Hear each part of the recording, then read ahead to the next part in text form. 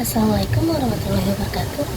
Halo, ketemu lagi dengan saya Nafisa Husnul Khotimah dari kelas 10 TPTW 1. Pada kesempatan kali ini saya akan membahas tentang segala hal mengenai teks debat, seperti pengertian teks debat, ciri-ciri teks debat, unsur teks debat, kaidah kebahasan teks debat, struktur, juga contohnya.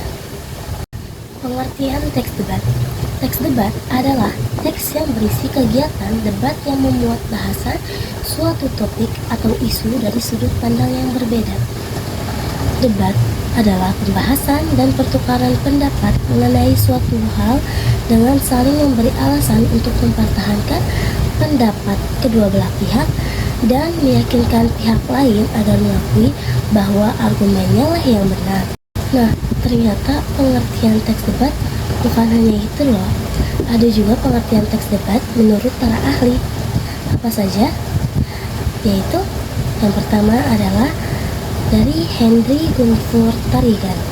Definisi debat ialah saling adu argumentasi antar pribadi atau antar kelompok manusia dengan tujuan mencapai kemenangan satu pihak.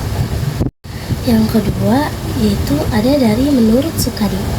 Menurut Sukadi, debat ialah saling adu argumentasi antar pribadi atau antar kelompok manusia dengan tujuan mencapai kemenangan. Yang ketiga ada dari Asidi Dipojojo. Menurut Asidi Dipojojo, debat merupakan suatu proses komunikasi lisan yang dinyatakan dengan bahasa untuk dapat mempertahankan pendapat. Tiap-tiap pihak yang berdebat menyatakan argumen serta alasan dengan cara tertentu supaya pihak lain berpihak padanya. Yang keempat ada dari Kamdi.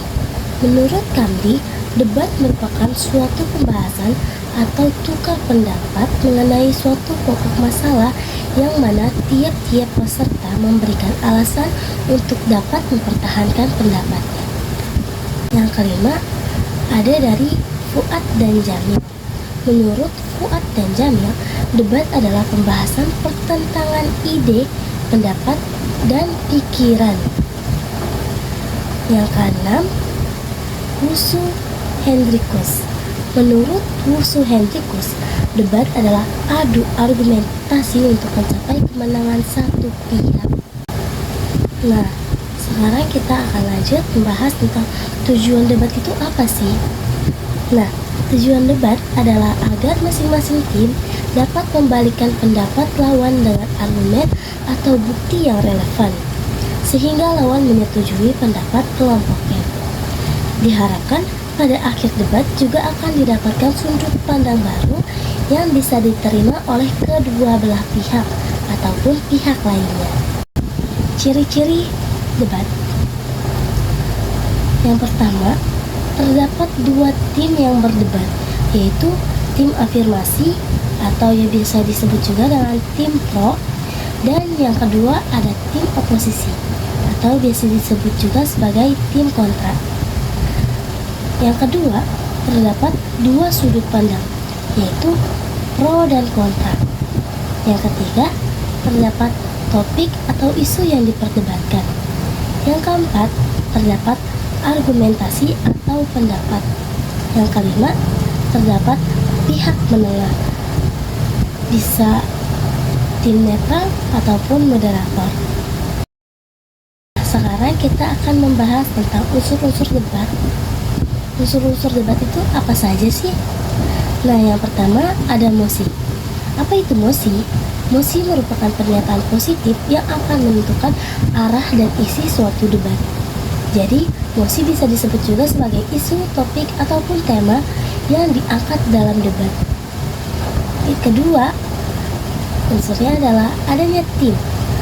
Adanya tim ini terbagi menjadi tiga ya, yaitu ada tim afirmasi ataupun disebut juga sebagai tim pro yang perannya adalah mendukung mosi. Yang kedua, ada tim oposisi ataupun biasa disebut juga dengan tim kontra. Tim oposisi ini berperan sebagai tim yang menentang mosi. Sedangkan yang ketiga ada tim netral atau disebut juga sebagai penengah, berperan sebagai penengah. Nah, untuk tim netral ini itu juga tidak wajib ada, dan peran netral ini bisa digantikan oleh moderator. Unsur yang ketiga ada penonton atau juri. Juri adalah orang yang memberi penilaian dan mengikuti jalannya debat. Yang keempat ada moderator. Moderator adalah seseorang yang memandu jalannya debat. Dan yang terakhir ada notulen atau biasa disebut juga notulis. Notulen ataupun notulis ini berperan sebagai orang yang mencatat jalannya debat dan menghasilkan hasil dari debat. Nah, hasil dari debatnya ini yang telah ditulis notulis ataupun notulen disebut sebagai notula. Struktur teks debat. Yang pertama ada pengenalan. Pada bagian pengenalan, moderator menyampaikan salam pembuka dan memperkenalkan pihak atau tim yang akan berdebat. Contohnya seperti tim afirmasi ataupun pro, tim oposisi ataupun kontra, dan tim netral. Yang kedua, penyampaian argumentasi. Penyampaian argumentasi ataupun pendapat disampaikan oleh pihak afirmasi, pihak oposisi, dan pihak netral jika ada. Yang ketiga, debat. Pada bagian ini, pihak afirmasi dan pihak oposisi saling memberikan sanggahan, lalu ditengahi oleh pihak netral ataupun bisa digantikan dengan moderator. Yang keempat, ada simpulan. Pada bagian ini, pihak afirmasi, pihak oposisi, dan pihak netral menyampaikan simpulan terkait mosi, pendapat, serta sanggahan dari tim lain. Yang kelima, ada penutup. Pada bagian ini, moderator memberikan simpulan secara keseluruhan tanpa berpihak kepada pihak manapun, kemudian menutup kegiatan debat dengan salam. Kaidah kebahasaan teks debat. Yang pertama, harus menggunakan bahasa baku. Teks debat ditulis menggunakan bahasa baku atau bahasa yang sesuai dengan standar dan kaidah kebahasaan Indonesia. Yang kedua, menggunakan kata denotatif. Teks debat ditulis menggunakan kata denotatif yang bermakna sebenarnya. Yang ketiga, kalimat efektif. Teks debat menggunakan kalimat efektif, yaitu kalimat yang tersusun secara baik, benar, jelas, dan tidak menimbulkan makna ganda. Yang keempat, kalimat faktual. Teks debat ditulis menggunakan kalimat faktual, yaitu kalimat yang mengandung hal atau peristiwa yang benar-benar terjadi. Jenis-jenis debat. Yang pertama, debat parlementer. Debat parlementer biasa disebut debat majelis. Assembly or parliamentary debating merupakan debat yang bertujuan untuk mendukung undang-undang yang akan dibentuk, dievaluasi, hingga disahkan. Debat parlementer ini lebih formal dan lebih bersifat kenegaraan. Oleh karena itu, aturan dan prosedur yang berlaku juga lebih ketat.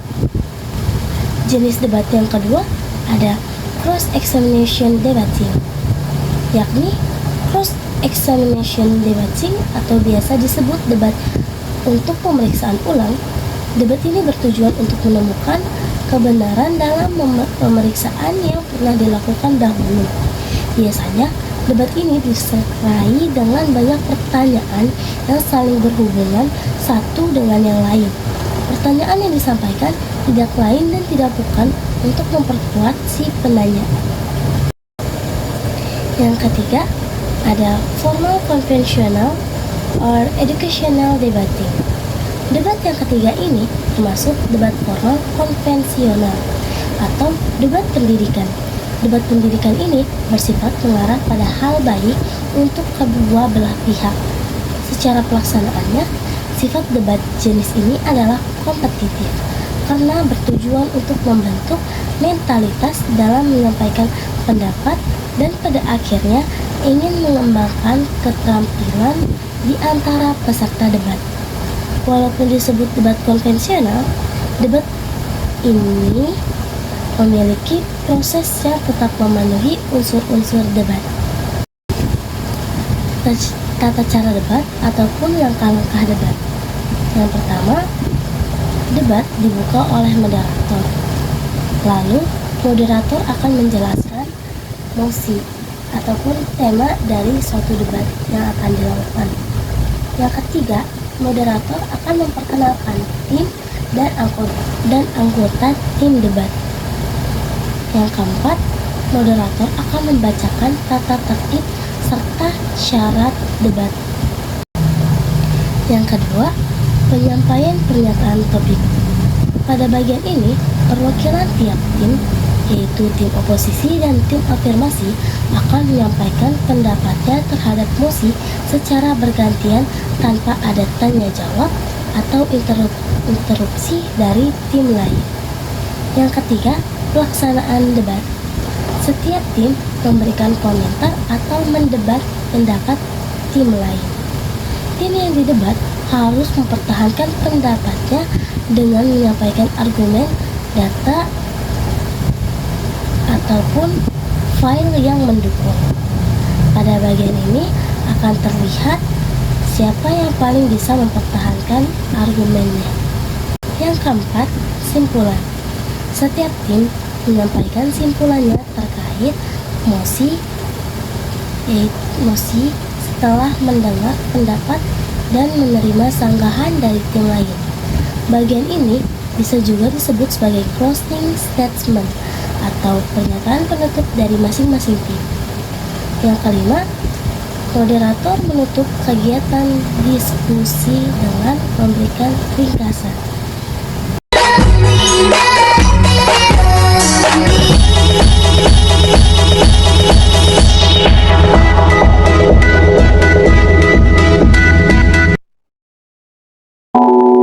Debat adalah kegiatan argumentasi yang bertujuan untuk menyampaikan pendapat yang bertentangan dengan pendapat orang lain. Penyebab terjadinya debat adalah adanya perbedaan pendapat oleh pihak-pihak yang meyakini pendapatnya merupakan suatu kebenaran.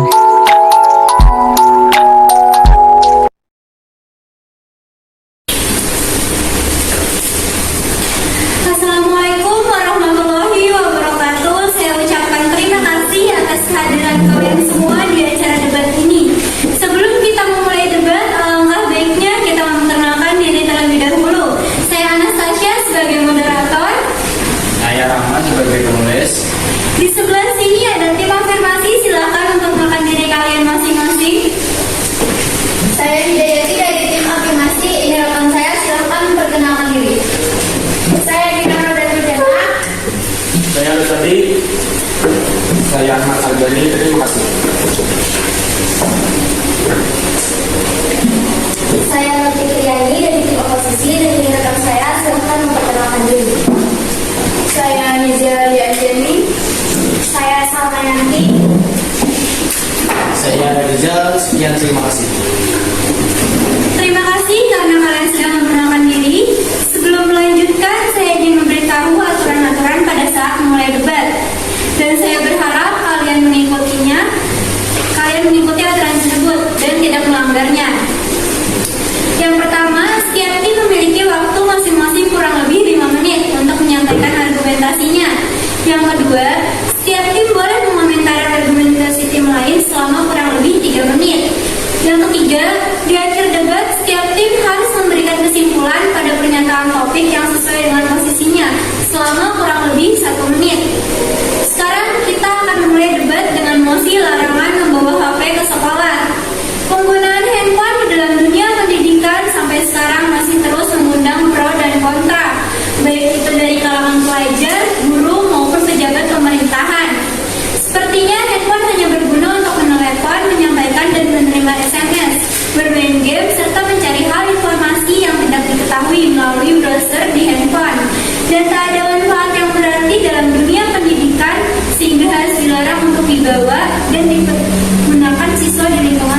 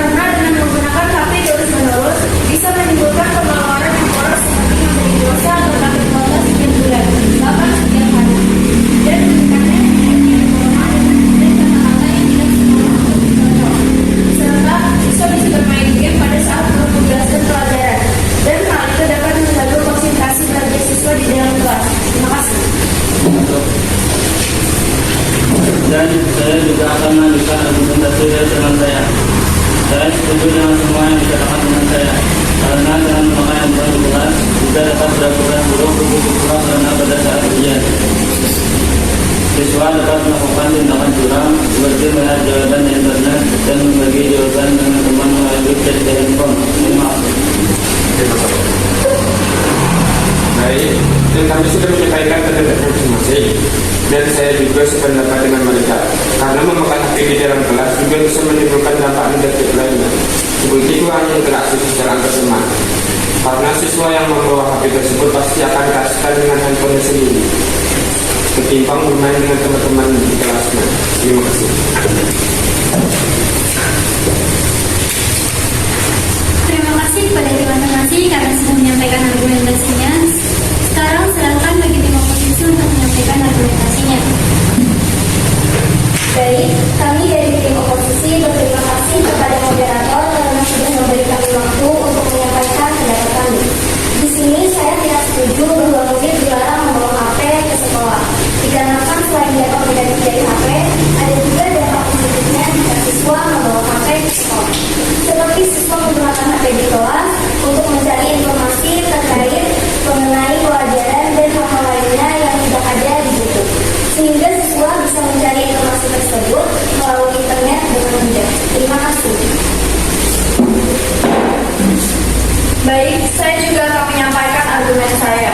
Saya juga sangat tidak setuju dengan larangan membawa HP ke sekolah, karena di kalangan siswa sekarang banyak sekali yang jenuh akibat kebanyakan tugas, sehingga dengan siswa membawa HP ke sekolah bisa menenangkan pikiran sejenak dengan bermain handphone di dalam kelas. Terima kasih.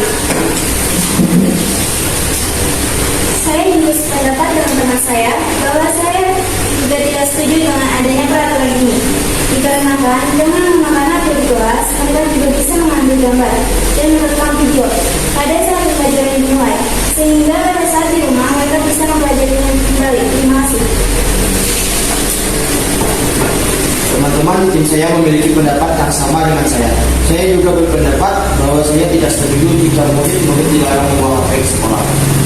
Karena HP itu juga sangat berguna bagi siswa yang rumahnya jauh dari sekolah, sehingga siswa dapat menggunakan HP. Siswa tersebut bisa menelepon keluarganya untuk menjemput dia setelah jam pendidikan berakhir. Terima kasih.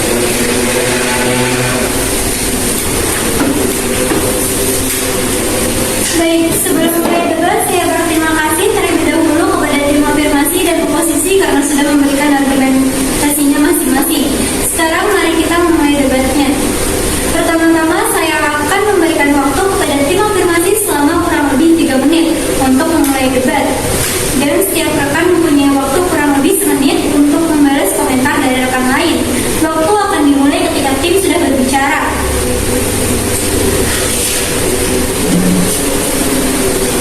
Sebelumnya saya minta maaf dan ingin meminta izin untuk mengomentari pendapat yang dibicarakan oleh Fitri dan tim oposisi, bahwa saya tidak setuju dengan pendapat dia. Memang benar, handphone bisa mencari informasi dengan mudah dan tidak perlu bersusah payah mencari di buku. Tetapi jika itu dilakukan setiap hari, maka akan bisa berdampak buruk bagi di kalangan siswa, dikarenakan dengan melakukan hal itu pasti sebagian siswa akan jarang sekali membuka bukunya dan lebih memilih untuk mencari di internet.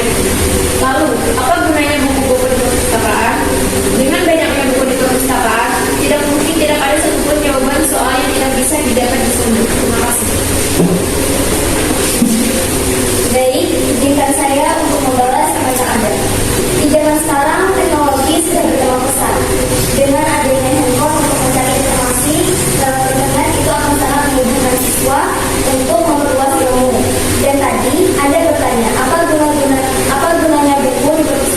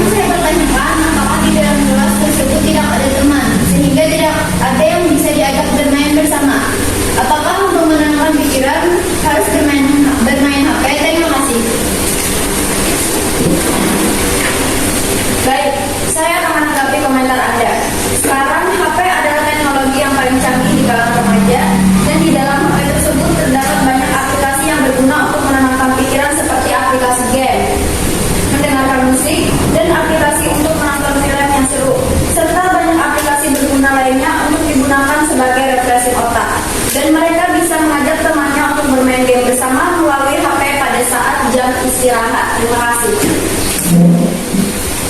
Terima kasih sudah mengizinkan saya untuk membahas tanggapan saya dari tim oposisi. Saya tidak setuju dengan apa yang Anda bilang.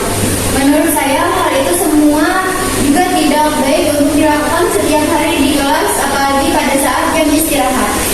Dan lagi pula mereka juga bisa bermain bersama tanpa melalui HP untuk menenangkan pikiran. Mereka bisa melakukan aktivitas selain untuk refreshing otak seperti bermain bola, bermain basket, atau hal-hal yang menyenangkan lainnya, kecuali HP. Terima kasih. Baik, waktu untuk debat sudah habis. Sekarang silahkan setiap tim menyimpulkan argumentasinya masing-masing.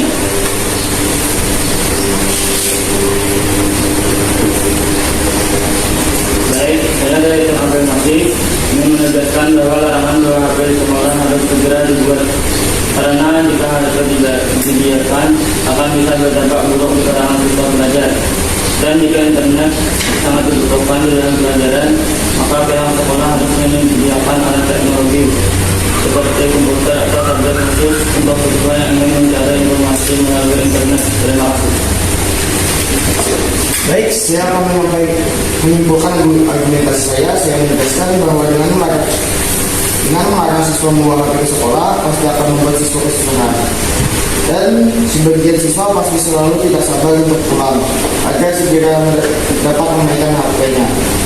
Dan itu pasti akan mengganggu konsentrasinya pada saat pembelajaran. Dan alangkah baiknya guru memperbolehkan siswa membawa HP ke sekolah dengan aturan-aturan tertentu. Dan siswa juga harus menaati peraturan yang dibuat guru mengenai membawa HP ke sekolah tersebut. Dan terima kasih. Baik, terima kasih kepada tim oposisi dan tim oposisi karena sudah menyimpulkan argumentasinya masing-masing. Kesimpulan yang didapat dari mosi ini adalah di era teknologi sekarang sudah berkembang sangat maju. Terdapat komputer, iPad atau tablet, handphone serta alat canggih lainnya, dan dapat disimpulkan itu semua dapat memberikan dampak positif dan negatifnya. Dan solusinya adalah dari diri kita masing-masing. Kita harus bisa mengatur waktu yang tepat untuk bermain HP di dalam kelas maupun di rumah. Dan karena waktu acara debatnya sudah habis,